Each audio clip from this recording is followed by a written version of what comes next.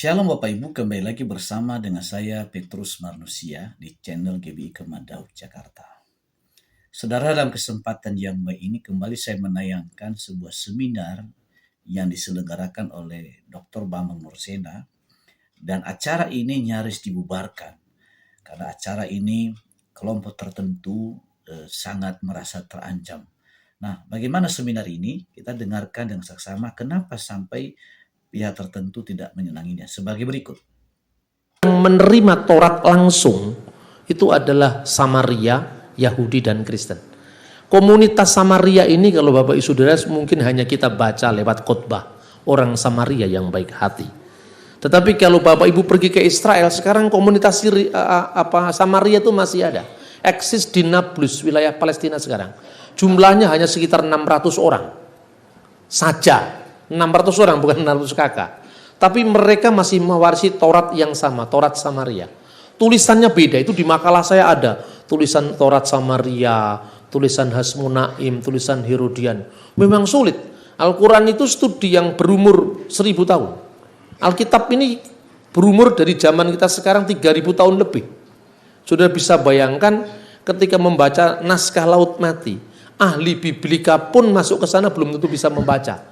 Sama dengan Anda membaca bahasa Melayu zaman kerajaan Sriwijaya. Kira-kira kita ini semua kan sakit ingatan bangsa ini. Lupa bahwa masa lalu itu kan sama dengan sakit ingatan. Wong kita bahasa Indonesia zaman Bung Karno aja lupa kok. Iya kan? Nah karena itu kalau ada keragaman bacaan, seperti dikatakan Mas Ulil, saya kira itu wajar sekali. Di dalam teks tulisan tangan manapun, itu adalah wajar. Tetapi lebih baik kalau saya sampaikan beberapa poin. Yang pertama, ini saya sengaja membaca. Ini kitab Taurat Samaria dibandingkan dengan Taurat Yahudi. Yahudi dan Kristen ini sama Tauratnya. Tapi Samaria ragam tulisannya beda. Di sini oleh editor tidak dicantumkan harakat. Memang itu bacaannya bisa bervariasi. Jadi bacaan yang berbeda tapi teksnya sama. Ini antara Taurat Samaria dan Taurat Kristen. Nah, Taurat Kristen ini menerima Taurat Yahudi, terutama edisi Yakub bin Qayyim tahun 1500-an, 1525 atau tahun berapa itu, yang kemudian diediting lagi, diproses editorkan oleh Daniel Bomberg. Dan kitab inilah yang sekarang diterima sebagai Textus Receptus. Ini Torah Nevim Beketuvim belakang, yang ini untuk perjanjian baru. Nah jadi kalau dibuka dari belakang ini Taurat, dibuka dari muka ini Injil, karena satunya Yunani, satunya Ibrani. Satu kitab ini ditulis di dalam 3 bahasa. Jadi studi biblika di kalangan Kristen itu memang mumet, saudara-saudara. Makanya kalau di Islam orang baca Quran itu yang penting asli, walaupun tidak mengerti kan itu kan, kebanyakan. Kalau di Kristen yang penting ngerti dulu. Kalau nunggu yang penting ngerti dulu terjemahannya kan kebanyakan. Kalau nunggu sampai harus mempelajari ragam teksnya, ya kita tidak ke gereja itu. Minimal 3 bahasa. Anda membaca kitab Daniel itu satu buku ditulis dalam 2 bahasa, dan perubahan ke dalam bahasa Ibrani ke bahasa Aram itu mendadak begitu saja. Ketika ditulislah ini kepada raja ini, ditulis bahasa Aram karena bahasa Aram itu lingua franca, percakapan pada masa pembuangan di Babel. Tapi begitu sang nabi menekankan lagi firmannya, itu ditulis lagi dalam bahasa Ibrani. Jadi di dalam hakikat Revelation itu sesungguhnya sudah ada proses penerjemahan supaya pihak yang membaca itu mengerti. Lah, sebagian dari Tanakh ditulis dalam bahasa Aram. Lalu seluruh perjanjian baru bahasa Yunani, tetapi stylenya masih Aramaik. Nah, Aram zaman Yesus dengan Aram zaman Nabi Daniel itu beda. Penggunaan kata sandang misalnya. Jadi misalnya lait elah illa allaha misalnya, yang kemudian menjadi Alkitab bahasa Arab la ilaha illallah. Itu lait itu tidak, negasi. Elah itu artinya ilah. Ilah itu konfirmasi, melainkan allaha. A yang di depan ini adalah kata sandang de, al ilah gitu. Jadi coba bayangkan varian dari bacaan Aram itu ada Aram Barat, Aram Timur, hurufnya ada estrangela, ada serta, Kalau di Damaskus Syria disebut Serto. Kalau tadi dibaca oleh Indro, Andreas itu kan Indro bahasa Jawanya. Ya. Andreas itu bahasa Jawanya Indro. Abun de Basmayu. Di dalam logat Irak yang Syria di sana, Abun di Basmaya. Beda sekali. Nah, tetapi itu proses bahasa dan menentukan teks yang diterima untuk perjanjian lama. Baik Yahudi maupun Kristen namanya Textus Receptus. Itu adalah teks Masoretik. Tetapi tidak berarti bahwa teks-teks yang lain ditolak. Nah, untuk perjanjian baru itu digunakan teks yang namanya Textus Receptus yang digunakan dasar penerjemahan King James Version, Alkitab terjemahan yang lama-lama itu, Kodek Besa itu dari Bizantium yang diterima. Tetapi yang terakhir ini ada klaim-klaim dari pihak ahli biblika, khususnya Westcott dan Hort, yang kemudian memunculkan bacaan-bacaan yang terbaik. Lalu rumit dalam studi itu. Dari 3 bagian perjanjian baru itu ada yang dianggap itu tidak ada dalam naskah tertua. Tetapi lembaga Alkitab tidak menolak itu. Dimasukkan dalam tanda kurung kurung kotak begini. Misalnya wanita yang ketangkap berbuat zina. Itu dianggap oleh editor terakhir itu tidak ada di dalam naskah kuno karena dasarnya hanya Kodeks Vatikanus dan Kodeks Sinaiticus. Padahal sebenarnya ada kodeks lain yang memuat, bahkan terjemahan-terjemahan kuno semua memuat. Misalnya Vetus Latina. Bahkan Bapak Gereja Latin tahun 150, 180 itu memakai Vetus Latina. Vetus Latina itu disempurnakan oleh Hierume atau Hieronymus menjadi Vulgata Latin. Nah, kemudian yang kedua, ayat yang dikenal dengan Markus pasal 16 itu ada naskah panjang dan naskah pendek. Juga seperti itu, alasannya karena di dalam Kodeks Sinaiticus dan Kodeks Vatikanus tidak ada. Tetapi bagi pihak yang mempertahankan itu teks asli, ini dibaca oleh Irenaeus, khususnya gereja ortodoks ini yang paling mempertahankan. Irenaeus itu muridnya Polikarpus, Polikarpus muridnya Rasul Yohanes. Jadi kalau tradisi Islam itu sanadnya sambung. Jadi itu diterima sebagai bagian teks. Cuman lembaga Alkitab ini kan melayani berbagai macam kebutuhan, maka ditulis dalam tanda kurung. Ya. Doksologi dalam doa Bapa kami itu hanya berakhir pada kata-kata dan jauhkanlah kami dari yang jahat. Selebihnya karena engkaulah yang punya kerajaan dan kuasa dan kemuliaan sampai selama-lamanya, itu dikasih kurung tutup. Karena ini doksologi yang dibaca dalam ibadah. Dan saksi mula-mula penulisan itu justru sejaman dengan Injil Yohanes, yaitu Didake yang ditulis tahun 90 dari komunitas Yohanes. Mungkin kalau di kalangan Protestan agak jarang dikenal kata komunitas Matius, komunitas Yohanes, tapi kalau di gereja kuno itu ada. Yohanes itu sebelum dia meninggal punya komunitas, Polikarpus, Papias, terus kemudian Polikarpus, Papias dan Ignatius ya. Tiganya ini mata rantai yang menyambungkan dari zaman Rasul dan zaman Yesus sendiri. Begitu juga Yohanin Koma yang disebut sisipan 1 Yohanes pasal 5 ayat 7. Bahkan juga ada di dalam tulisan Tertulian. Tertulian itu tahun 155 menulis. Justin Martin tahun 150 menulis, Justin Martir. Itu memuat teks itu. Sehingga ini kajian ini di kalangan Kristen menarik. Tapi bagi mereka yang tidak terima dengan itu silakan, kalau terima silakan. Jadi tidak dilarang. Jadi kalau negara melarang varian teks sebetulnya itu melampaui para agamawan.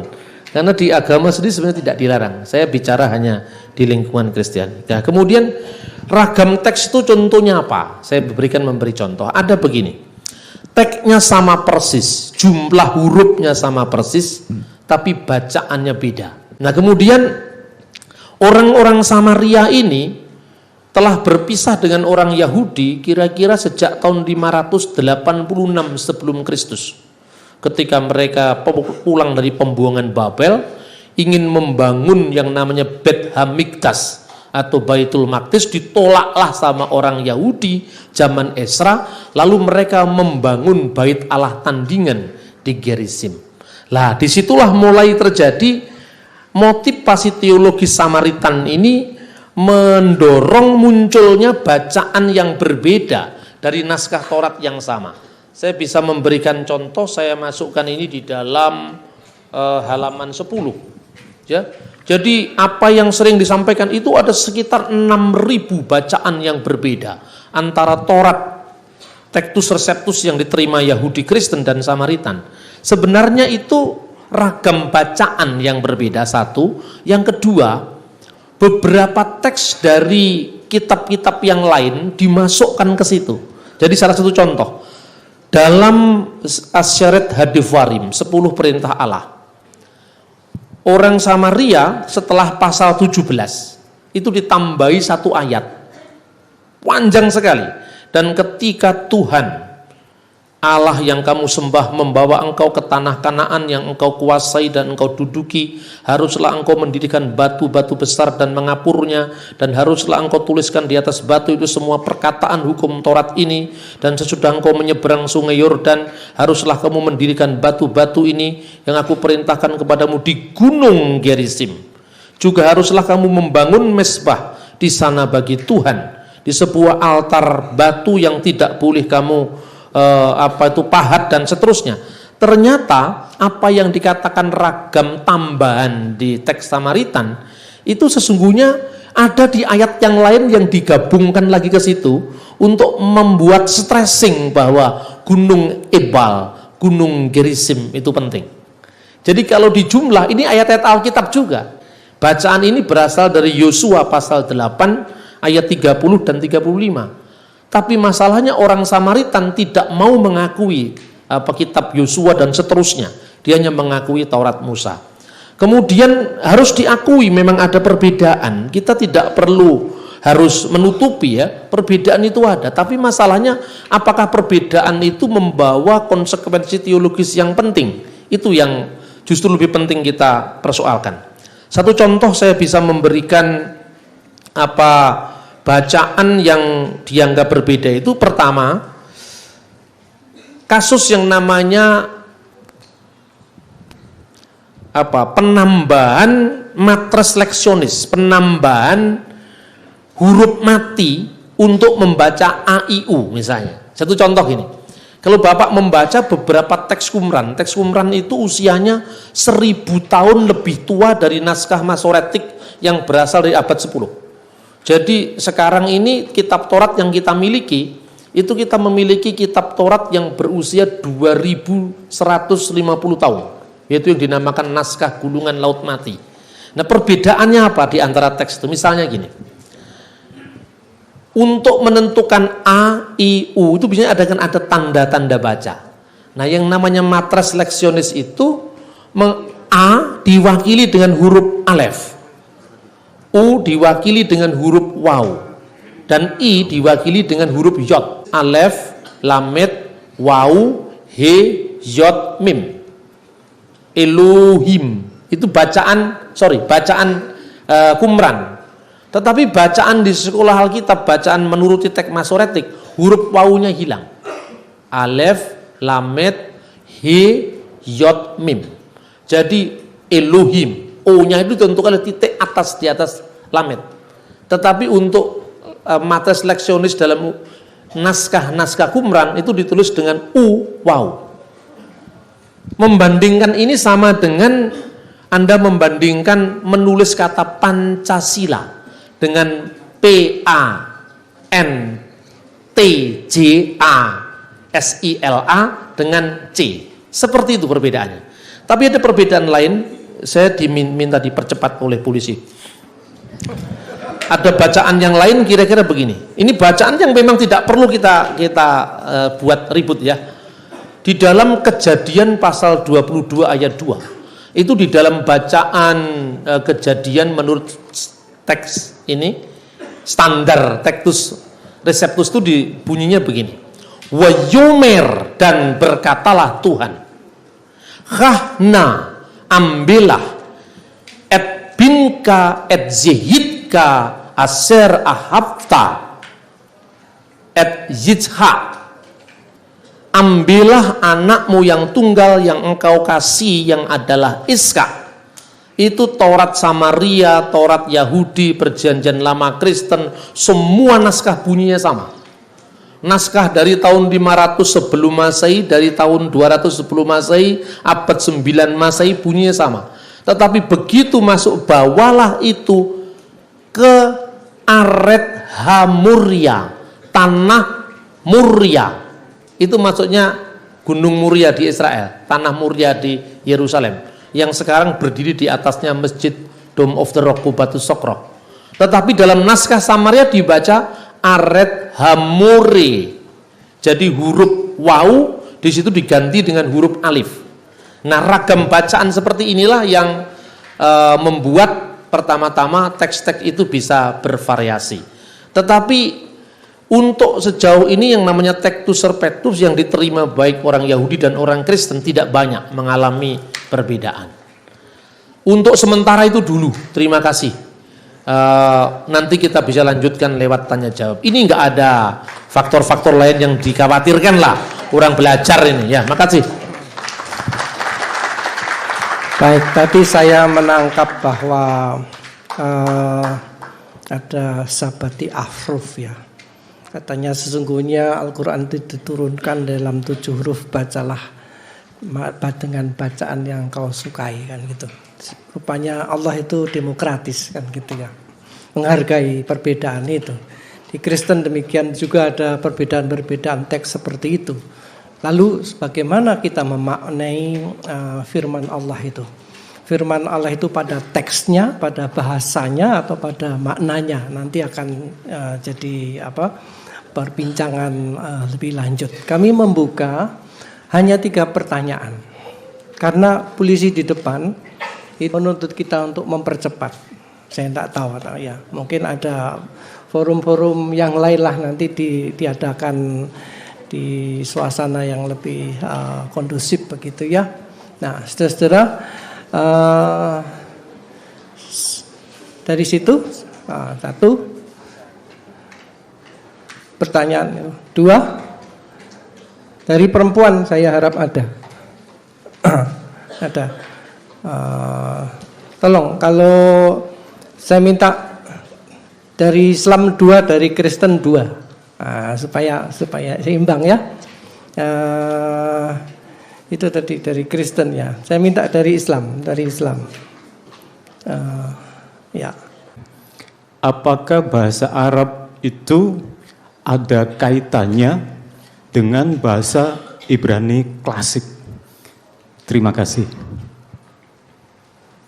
Maju. Enggak apa-apa, enggak banyak. Terima kasih atas waktunya. Selamat malam. Assalamualaikum warahmatullahi wabarakatuh.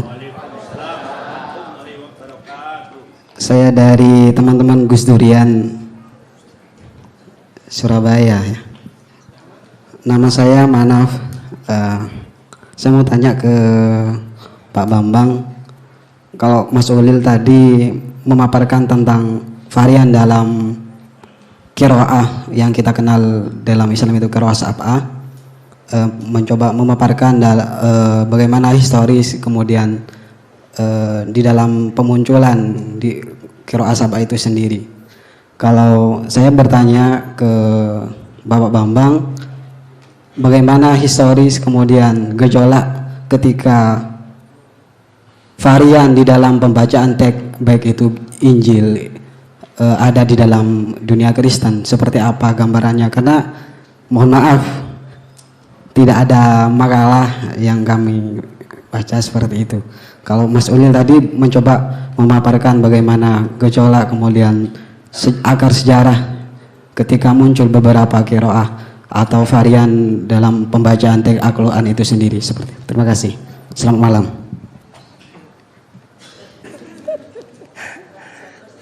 Boleh? Satu lagi dari ya. Enggak bayar. Ayo, tanya enggak bayar. Monggo. Siapa dari Muslim? Ya, monggo Mas, maju ke depan. Nama Sufni Ahmad dari Islam Muhammadiyah. Sebelumnya mohon maaf, pertanyaan saya tertarik tadi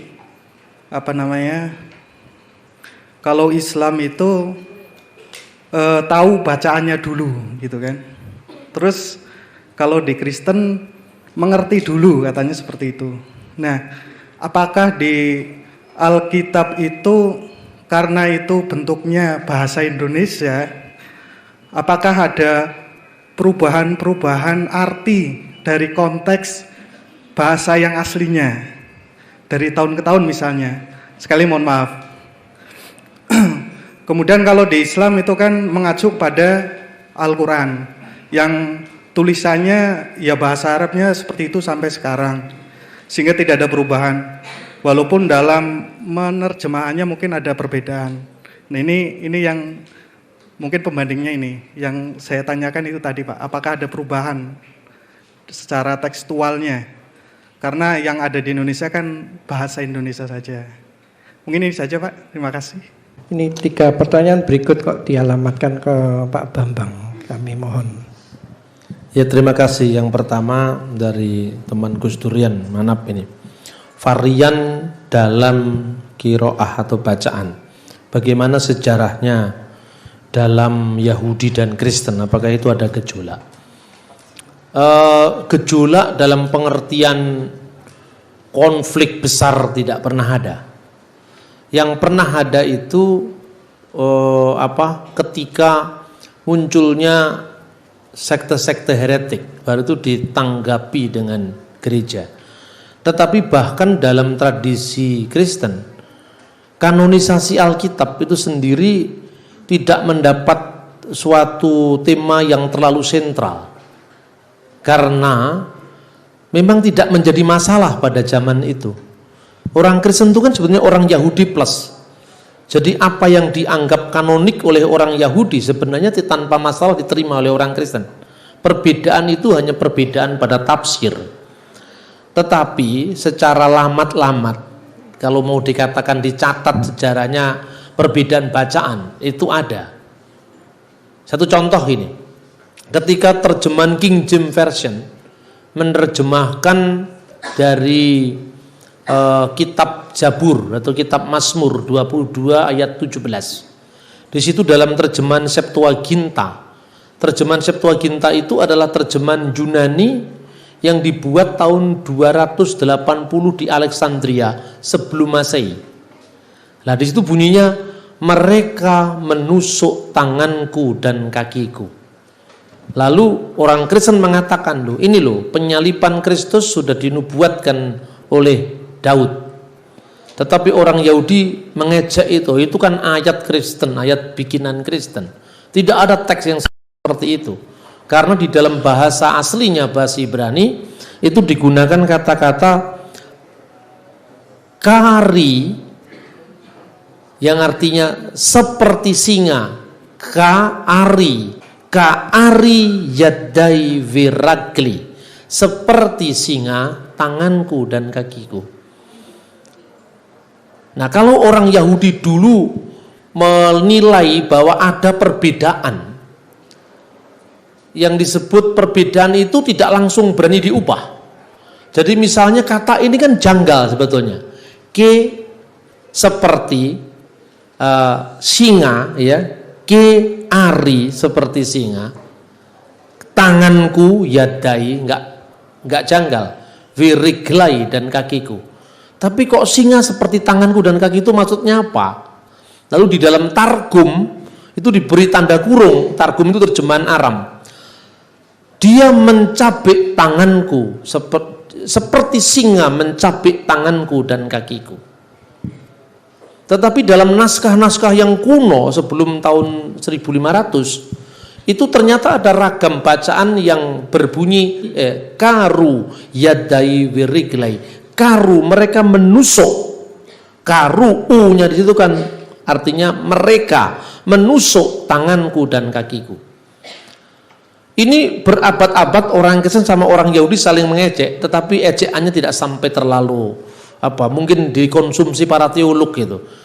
yang muncul itu ya, tidak sampai ke permukaan itu. Dengan penemuan The Dead Sea Scroll ditemukan di naskah Nahal Hefer, lebih tua 1000 tahun dari naskah Masoretik. Kata karu itu ditemukan di sana. Nah, berarti Septuaginta itu merujuk pada naskah Ibrani yang lebih kuno. Nah, dalam kajian sekarang Bapak Ibu Saudara-saudara, perbedaan-perbedaan semacam itu, kemudian kalau orang Kristen polemik kan dia mengatakan, loh, apa yang kami katakan itu ternyata bukan ciptaan kami, itu sudah ada dalam naskah yang lebih kuno dari naskah Yahudi. Tetapi bacaan-bacaan varian itu tidak dihapus, itu diletakkan di bawah teks standar. Inilah yang namanya kritikus aparatus. Jadi di sini diberikan, kalau di sini bacanya Ka'ari, di sini Karu, naskah Ki Qumran, sehingga pembaca bisa memilih konteksnya ini kenapa baru kata benda kok tiba-tiba seperti tanganku dan kakiku, kira-kira seperti itu. Lah ini hobinya para ahli biblika di lembaga-lembaga Alkitab. Biasanya awam tidak terlalu tanya sejauh itu. Jadi tidak ada gejolak sejauh itu.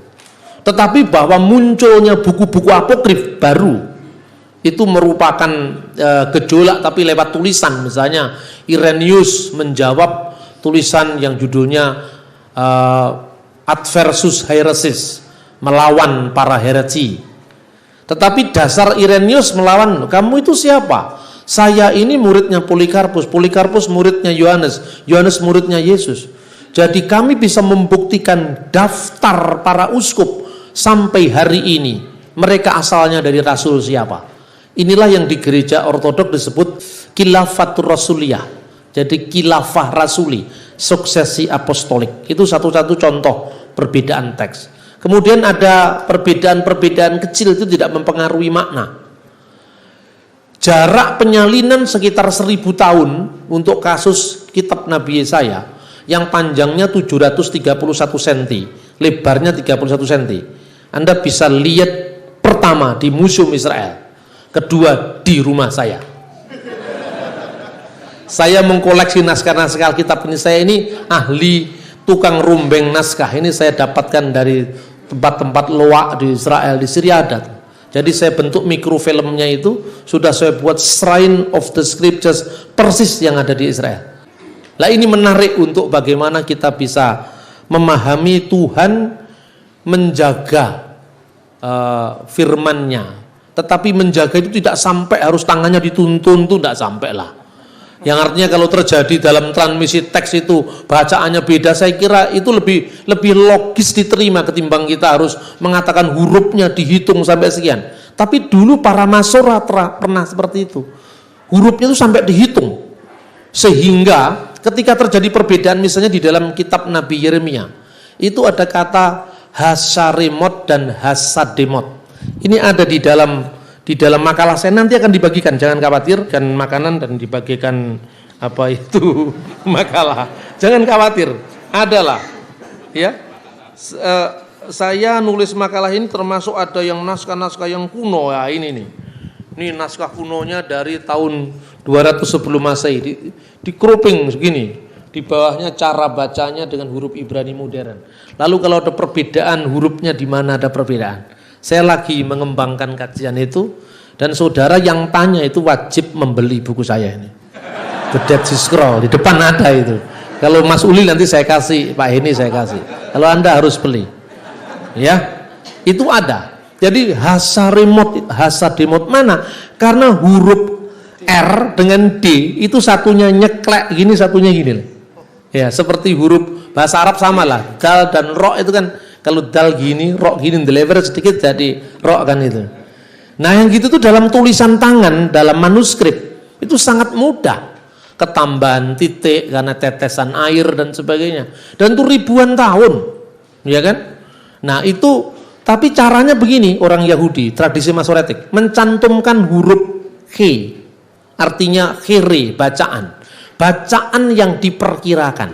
Lalu di atasnya disambung dengan teks standar tadi disebut K, ketif.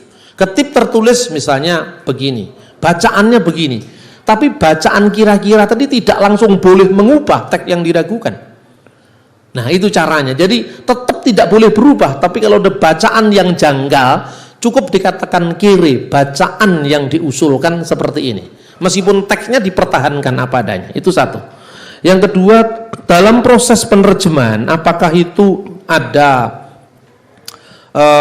perbedaan? Ya, tentu ada. Penerjemahan itu tidak semuanya, kitab apapun juga tidak akan bisa merekam secara langsung teks aslinya. Itulah sebabnya kenapa kadang-kadang King James Version beda dengan NIV, beda dengan terjemahan baru. Itu wajar. Supaya kita tahu bagaimana baca teks aslinya, itu paling praktis. Ini misalnya diterbitkan lembaga Alkitab. Ini teks asli dengan bahasa Indonesia berdampingan seperti Al-Quran. Dan ini sudah beberapa kali diubah. Kenapa beberapa kali diubah? Bahasa penerima itu kan geser terus. Misalnya, dalam terjemahan lama, berikanlah tumpangan kepada sesamamu dengan percuma. Kata percuma itu bahasa Indonesia sekarang kan sudah bergeser. Percuma itu artinya sekarang cuma-cuma. Padahal waktu itu dulu artinya gratis. Lagu-lagu rohani yang diciptakan 30 tahun yang lalu. Selidiki, nyatakan segala perkara. Perkara itu artinya sekarang kasus. Masa Tuhan suruh menyelidiki kasus? Kan tidak mungkin. Hal perkara itu artinya. Itu tapi bahasa 30 tahun yang lalu seperti itu. Begitu juga problematik terjemahan. Saya kira seperti itu. Nah, supaya kita bisa yakin, ya kita harus kembali pada original teksnya.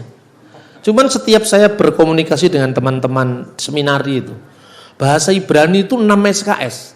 Tetapi hanya untuk memenuhi 6 SKS itu begitu dia keluar dari seminari, dia lupa. Teman saya jadi wartawan Kompas sekarang. Ya itu, tapi memang tidak semua orang bisa dipaksa untuk mikir yang rumit-rumit, ngapain, nggak ada duitnya kan? Neliti naskah-naskah Pesita, apa itu, apa nggak ada duitnya. Kalau Anda bergerak yang lebih praktis mungkin lebih diuntungkan. Nah, saya pikir itu. Kemudian yang kedua, sekarang saya berikan contoh. Perbedaan yang jelas-jelas itu. Misalnya, kalau Anda lihat ya, di dalam, ini saya masih boleh ya, sedikit ya. Di dalam 2 Tawarik pasal 22 ayat 2, itu berumurlah 42 tahun ketika Ahazia menjadi raja. Dan setahun lamanya ia memerintah di Yerusalem. Tetapi di dalam 2 Raja-Raja 8 ayat 26, Ahazia berumur 22 tahun pada waktu ia menjadi raja. Mana yang benar? 22 atau 42? Nah, dalam kasus ini, teks asli manapun tidak ada bedanya. Dalam teks aslinya itu, yang satu berbunyi Ben Isrim Ustayim Sanah Ahasyahu Vemulko. Jadi di sini tetap Ben Isrin Ustayim, berumurlah 22 tahun. Sanah itu bahasa Arabnya juga sama, Sanah Ahasyahu Vemulko. Sementara satunya memang berbunyi beda, Ben Arba'im Ustayim Sanah Ahasyahu Vemulko. Kemudian dalam NIV catatan kaki dikatakan kemungkinan telah terjadi salah penerjemahan. Tetapi teks aslinya tidak salah. Nah, kalau yang begini menurut saya tidak boleh kita langsung menilai itu ada kesalahan teks. Kita hanya boleh menilai kesalahan teks apabila kita menunjukkan manuskrip-manuskripnya. Terjemahan tidak bisa dijadikan dasar. Katakanlah misalnya Pesita, tidak bisa. Karena Pesita Aramaik terjemahan. Yunani Septuaginta termasuk terjemahan. Sekalipun terjemahan kuno ini punya nilai besar karena kemungkinan di atas naskah yang lebih kuno dari naskah sekarang. Ternyata itu subjeknya, itu umur siapa, itu tidak jelas. Ini mirip tapi tidak sepenuhnya sama. Kalau di dalam bahasa Arab itu fil mabni lil majhul. Jadi subjeknya itu tidak dijelaskan. Misalnya dimakan, siapa yang makan. Tapi kalau mas'ulil makan pisang jelas subjeknya kan. Dimakan, ditinggalkan, diterima. Tetapi ini kasusnya agak beda. Jadi misalnya gini, setelah dihitung saudara-saudara, terjemahan itu sangat bebas. Ben artinya anak bisa, tapi bisa berarti berumurlah ya. ben arba'im ustayim sana ahasyahu bimulku. Ini bisa diartikan berumurlah 42 tatkala Ahasya menjadi raja. Satunya berumurlah 22 tatkala Ahasya menjadi raja. Penelitian pertama konteks. Di dalam teks lain bapaknya Ahasya umurnya 32. Bagaimana anaknya umur 42? Tidak masuk akal kan? Maka setelah dicari, dijumlah, Omri raja Israel yang sangat terkenal bermusuhan dengan Madaba kerajaan Yordan, memerintah selama 12 tahun dinastinya, digantikan oleh Ahab anaknya, lama pemerintahnya 22 tahun, usia dinastinya 34 tahun. Omri, Ahab, kemudian Yoram raja Yehuda memerintah 8 tahun. 12 plus 22 plus 8 sama dengan 42. Saat itulah dinasti 42 itu Ahasya menjadi raja. Jadi keseluruhan teks itu menunjukkan bahwa 42 itu usia dinasti Omri yang diteruskan kejahatannya oleh Ahasya. Sama seperti ini. Berumurlah 68 tahun ketika SBY dilantik presiden. Satunya berumurlah 52 tahun ketika SBY dilantik presiden. Umur 52 itu umurnya SBY, berumurlah 68 tahun Republik Indonesia itu ketika SBY diangkat jadi presiden gitu. Jadi ini rumit dan bacaan begini tidak hanya langsung bisa diterima. Tetapi prasasti yang ditemukan di Madaba, Batu Mesya menunjukkan 40 tahun Omri menguasai negeri kami, dan pada tahun berikutnya anak Omri kami kalahkan. Dan itu di dalam teks ada peperangan antara Yoram dengan kerajaan Yordan.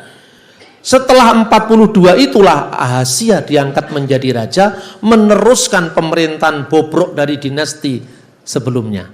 Nah, jadi ada teks yang memang berbeda dari penulisnya, tetapi ada teks yang dalam transmisi itu terjadi perbedaan cara membaca, perbedaan cara menulis, sehingga menimbulkan tafsir yang beda. Misalnya, kata alefim itu bisa berarti 1000, tapi juga berarti pasukan. Makanya apa benar jumlahnya orang yang Exodus itu 2 juta? Ada pendapat lain bahwa alefim di situ menunjuk kepada pasukan. Nah, saya belum bisa menerima itu artinya pasukan. Kecuali apabila ditemukan sebuah inskripsi yang menunjukkan itu. Lah itu baru lebih meyakinkan lagi. Tetapi saya yakin bahwa lewat pertemuan ini, dulunya yang membaca kitab suci dengan devosi, sekarang kita membaca kitab suci dengan textual criticism. Nah, tentu akan banyak masalah, tetapi masalah itu semakin mendewasakan kita. Artinya bahwa jangan-jangan seperti penemuan Nahal Hefer itu. Penemuan ini ternyata membenarkan bacaan Septuaginta. Terima kasih untuk perhatian Bapak Ibu Saudara-saudara. Saya kembalikan kepada moderator. Merdeka! Kita akan segera akhiri acara ini dengan penyerahan tanda penghargaan kepada para pembicara.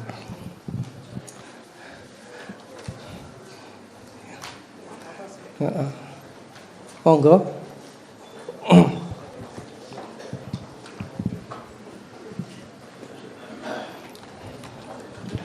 Ya.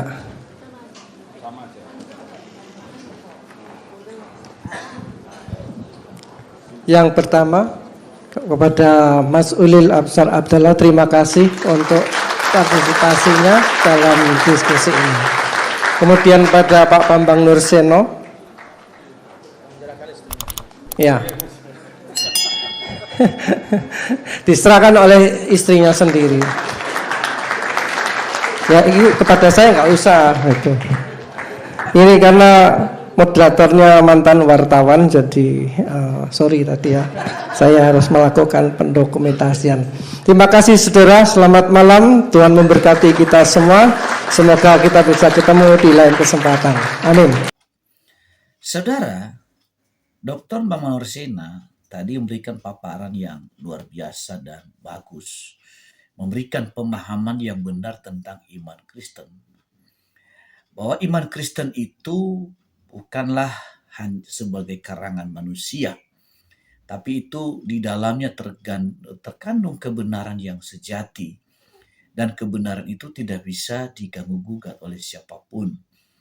Apapun usaha orang tidak bisa menutupi kebenaran yang tertulis di dalam Alkitab, karena kebenaran itu sendiri memerdekakan orang yang percaya di dalamnya.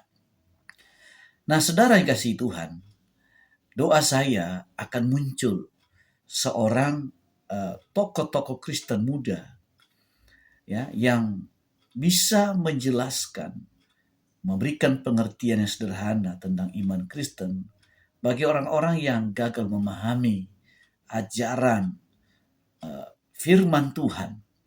Apalagi ada kelompok-kelompok tertentu yang istilahnya secara sembrono membahas isi daripada Alkitab. Nah, penjelasan-penjelasan yang disampaikan oleh Dr. Bambang Orsina tadi ini sangat bagus, cukup untuk menjawab kesalahpahaman yang dilakukan oleh kelompok-kelompok intoleran selama ini. Orang-orang yang membahas iman Kristen secara membabi buta. Doa dan harapan saya itu semakin lama itu semuanya akan terkikis dengan sendirinya. Supaya negara ini maju selangkah lagi ke depan. Kita tidak berputar-putar dengan membahas hal yang seharusnya tidak patut kita bahas. Keimanan itu berdasarkan keyakinan, berdasarkan kepercayaan, tidak bisa dipaksakan. Dan kebenaran yang terkandung dalamnya tidak seorang pun yang mampu melenyapkannya begitu saja. Karena kebenaran itu akan terbit seperti fajar yang menyinari kegelapan, dan kegelapan pasti tersingkir daripadanya. Ya, inilah yang bisa saya sampaikan kepada kita semuanya. Kiranya Tuhan Yesus memberkati kita semua. Shalom.